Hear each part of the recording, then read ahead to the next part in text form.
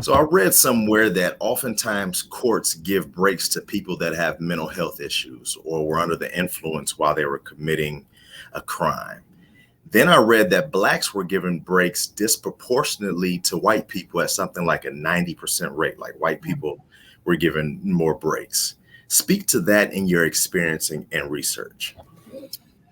So the treatment court movement, and which my research is mainly focused on, is designed to treat both, although it's called a drug court, it's designed to treat both addiction and mental health disorders, because we know about half of people who have a diagnosed substance use disorder addiction also have a major mental health issue, most commonly depression, anxiety, post-traumatic stress disorder, three of the most common.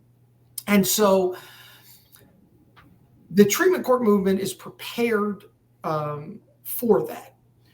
Now, when it comes to disproportionality in services, what I have found is that I travel the country and I meet with drug court participants, and I basically ask them, give me the good, bad, and the ugly of the program. What's working so we can do more of it?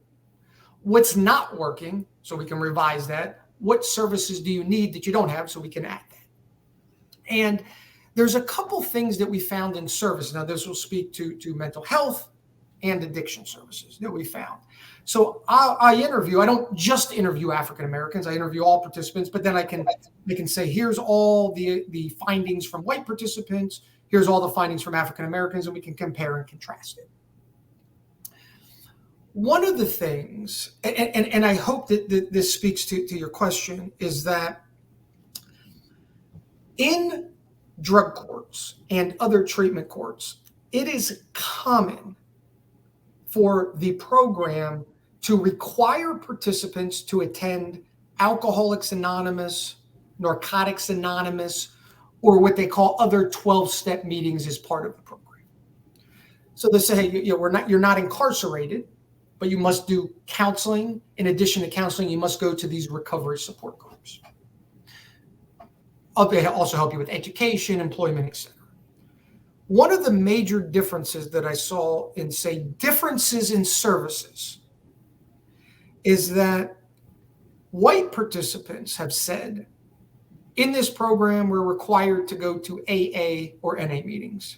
We're fine with that, right? And some were, they really loved them. Others didn't really care for them, but they didn't mind going.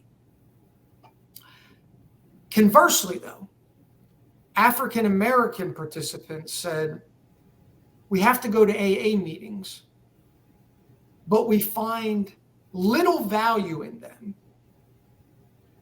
And we need recovery support. But we tend to find it in more natural support systems in our life as compared to a mandated support system such as AA or NA. So programs are mandating, not all, but some drug courts are mandating participants to attend AA or NA meetings. And African American participants are saying, we would really prefer more natural supports in our life. And I'll take a moment and I'll actually read a quote. And this is from one of my research studies that I think highlights this theme. And I'll start the quote now. In my culture, you don't talk about your personal problems in public. At these AA and NA meetings, these people are talking about how they were abused as a child and how they tried to kill themselves. I can't relate. I have problems, but I don't share them there. I share them with my family. End of quote. That one quote, that is one of many quotes. Throughout the country, so this guy, meet with African Americans in Texas, meet with them in Indiana, California, Pennsylvania, other states. African American participants, and I'm not generalizing the African Americans as a whole, I can only, in my research, I can only generalize back to who I met with. Right? So when I say African Americans, I'm not speaking African Americans as a whole or even all African Americans in drug court. African Americans have said, we need recovery support system to help us on our path to mental health recovery and addiction recovery. But they make us go to AA and NA meetings. And as this quote, this was an African American man from Texas said, in my culture, we don't air our dirty laundry in public. We got lots of dirty laundry and we'll air it. But African Americans, as compared to white participants, tended to share their personal problems with priests, pastors, family members, friends. An African American young man from Gary, Indiana said to me, his basketball league. He was on a basketball rec league. He went there 3 times a week. He said, you want to know what helps me stay clean and sober? Want to know what helps me achieve addiction recovery? I play basketball 3 days a week, and I feel great. But some drug courts have said, no, that doesn't count. You meeting with your priest and pastor, that doesn't count. You going in a basketball league? No, that doesn't count. You must go to AA and NA meetings. And that's your path to recovery. If I can, I do want to share one more quote to highlight this point, because I've been doing research for 10 years, and what I will tell you, this is my favorite quote of all time, speaking to this issue. So again, if we sit back and say, why do racial disparities where African Americans graduate less than white participants exist in some programs? One of many findings, but one would be, we, meaning program, may not be meeting the individualized needs of some African American participants. And by individualized needs, I mean sitting back and just listening. Hey, it's important to have a support system as part of your recovery. You are the expert of your own life. What does your recovery support system look like? I do a basketball league 3 times a week. Sounds good. Continue doing that basketball league. That seems healthy. If it helps you stay clean, I don't know if it does. You're the expert. You tell me it does. It does. But courts have said, you can do your basketball league, but that doesn't count. You still must go to AA meetings. So an African-American woman in Indiana shared this with me. I said, tell me about AA. She said, I go to AA and NA. It's fine. But I wish the court accepted these natural support systems. It's my favorite quote from an African-American woman in Indiana. I'll start the quote. When I was getting high, I didn't care about how I looked. I was a mess, sometimes didn't shower for a few days, and never did my hair and nails. Once I got clean, I started taking care of myself better. Every week I get my hair and nails done. And when I leave there, I feel great. My beautician is like my counselor. She hears all my problems and gives me advice. She is a major part of my recovery, and she knows I am in drug court and the challenges I face. The court makes us go to NA meetings each week, but I find getting my hair and nails done is much more helpful. NA meetings can't make me feel beautiful. And when I feel beautiful, I am less likely to relapse and more likely to complete drug court. End of quote. Wow. So to just summarize, kind of back to your question, when we're talking about addiction and mental health recovery and differences in services, one of the many factors that I have found to contribute to drug courts not providing best practices to African Americans is we're not listening. We are dictating to African Americans, you must go to AA and NA meetings, and that's the path to recovery. Well, you know what that message sends? We're the experts of your life, and we aren't. As compared to saying, you must have a recovery support system as part of this program. And quite frankly, we'll give you options. You can go to an AA meeting if you want, NA, but we don't know what your recovery support system should be like because you're the expert of your life. and we're going to support you. But you must have one.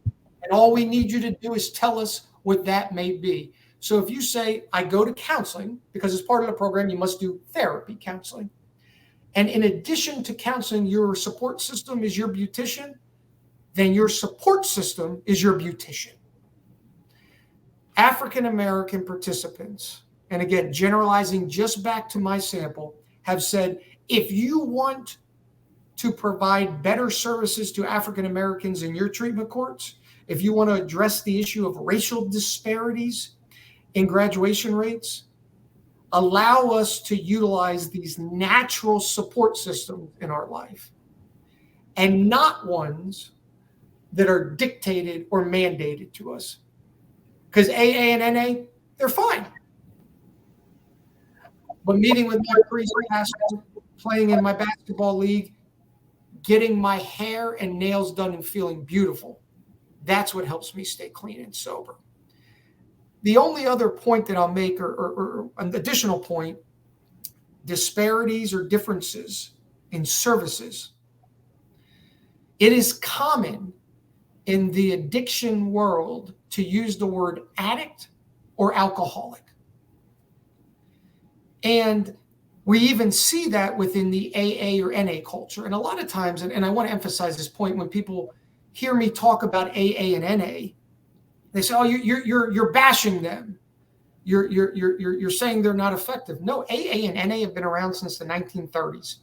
They're a free, peer-led recovery support group. They're actually amazing. What I'm saying is they ain't for everyone, right? AA and NA are wonderful programs. They ain't for everyone. But particularly within the AA culture, you will hear people say, "Hi, my name's John and I'm an addict." And if someone chooses to identify themselves as an addict and that's their choice, nothing wrong with that. Quite frankly, I don't care what you identify yourself with, right? What I have found in interviewing and comparing and contrasting African Americans and white participants who are getting addiction treatment is that African Americans in particular have said, we reject that label.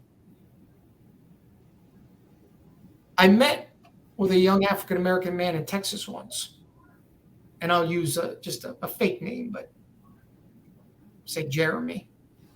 And he put it this way, and I'm not quoting verbatim. I don't have his quote handy, but my name's Jeremy. And when I go to group therapy, my counselor, if she wants a response from me, she's going to call me Jeremy. My grandma raised me, and she said, I'm Jeremy. And that I should never accept labels, stigmas, stereotypes. I should speak up against anyone who tries to put a label on me, and I will do that. What I have found in the treatment court world, and this is not unique to treatment courts, right? This is in the addiction world. We are too quick and unthoughtful in just throwing the word addict or alcoholic out there. And while we may throw it out without bad intention, I have found that white participants in treatment court, they tend to accept it, right? Or say, oh yeah, I go to group, they say, my name's John and I'm an addict. I don't, it's insignificant. They don't say they like the label. They certainly don't speak against it. White participants in my research tend to just not care, right? African Americans, again, these are not a single court. These are a variety of courts throughout the country, have consistently said,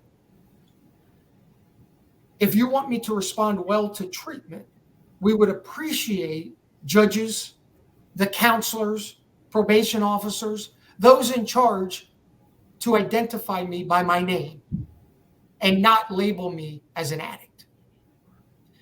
And I just, since I have it up, I'll read just one quote to highlight this. Again, one of many. I'll start the quote. I have no respect for the counselors because they judge us and label us addicts. One of the counselors even told me that he would not move me to the next phase of treatment until I admit I am an addict and in denial or something like that. I see the word addict as a derogatory term, and I will not subject myself to their judgments and labels, period, or end of quote. Wow. That's one of many quotes to say African Americans in particular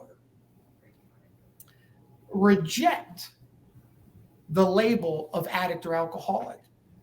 And again, we're not generalizing to all. I work with many African-American participants throughout my counseling career. I'm very comfortable saying my name's John and I'm an addict. Great. It's about giving people choice, right? It's when we dictate everyone must go to AA and NA that we exacerbate the problem of racial disparities and outcomes. It's when we say, no, you're an addict.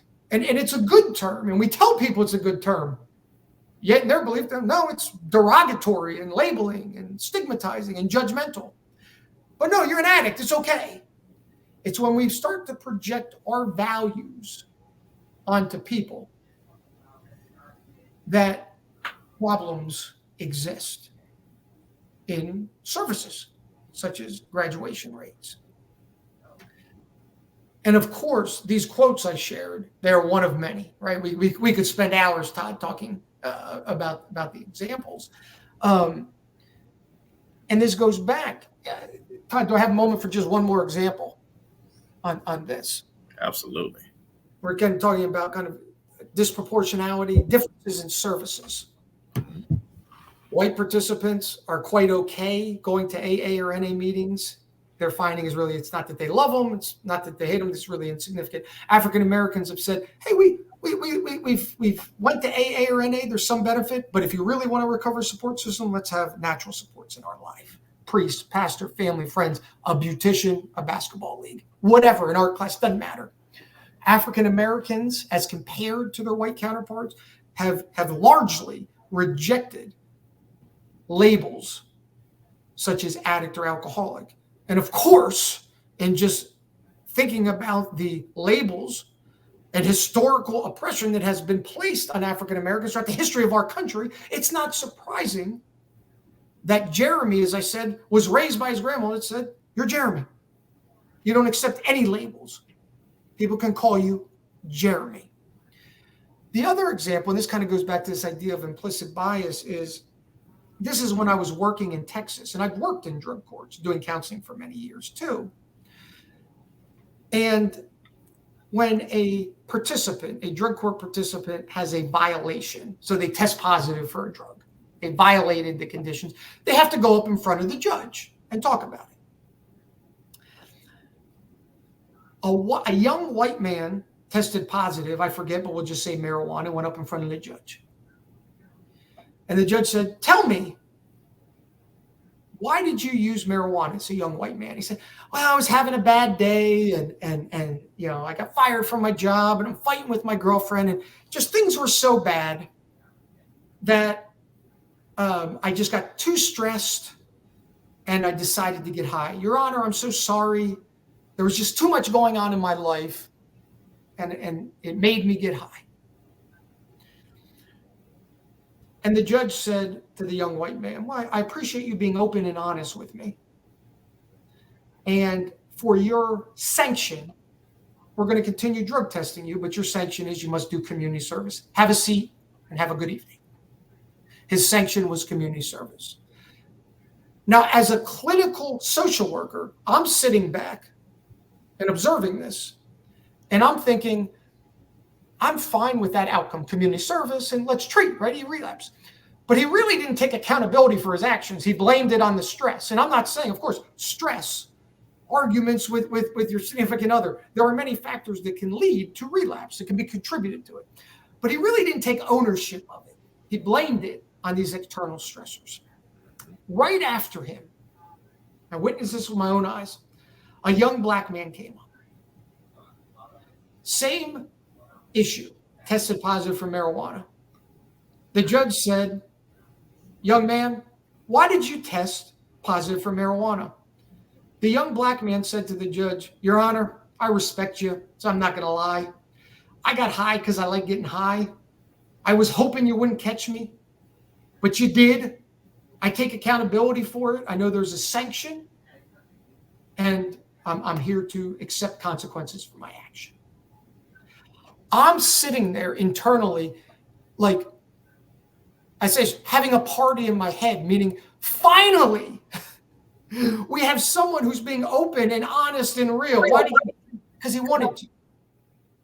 He tried to beat the system. as everyone does who chooses to get high in the criminal justice system and test positive. The judge's responses to the young black man was, how dare you be so blunt and brazen in my courtroom? Sheriffs put him in jail. Wow. And the sheriffs came, put this young black man in handcuffs, and he went to jail, to the county prison. Wow. And I said, this is the problem with the system. And this isn't me observing. I worked in this court. Young white man positive for weed, young black man positive for weed. Young white man comes up with every excuse under the world about why it happened. And I'm not even dismissing those excuses. If indeed he was stressed at job and he was arguing with his girlfriend, there's many things that are associated. The young black man comes up and just, I'm going to be honest with you. I got high just like everyone else who's got high before you. But the judge saw his honesty, candidness as a sign of disrespect. Wow. That perhaps if it was a white man in front of him saying the same thing, maybe that judge would not have seen it as disrespect. Right. Because as a clinical social worker, again, I was like, I got to say this sarcastically, but I guess truthfully, in my head, I was like, oh my, thank goodness I can work with this. He tried to beat the system. That's what he has a right to do that. It's his life. He got caught. There's a consequence. Let's work through it. Behavioral therapy, you do behavior. Sometimes there's a positive reward consequence. But that in itself, now what was truly going on in the judge's mindset? Well, of course, I can't speak to that. But to me, I witnessed that. And again, that's one of many examples I can give of potential disparity differences in how services are provided. And as you shared earlier in our discussion, a disparity where African-American participants are getting more punitive consequences than white participants. Because you know what happened? Every African-American participant in the audience, and this was a very large drug court, 200 participants, right? They sat back and they said, whew, this program ain't for us. We better not just be honest with the judge. Next time something happens, we better just create a fluffy story of excuses, because apparently that leads to a less punitive outcome. And when I did research on that court, that was what they said. Hey, we go to court every week and we watch people, African Americans, we watch people who look like us get punished harsher than white participants. And I witnessed it with my own eyes. That's one of many examples. Wow.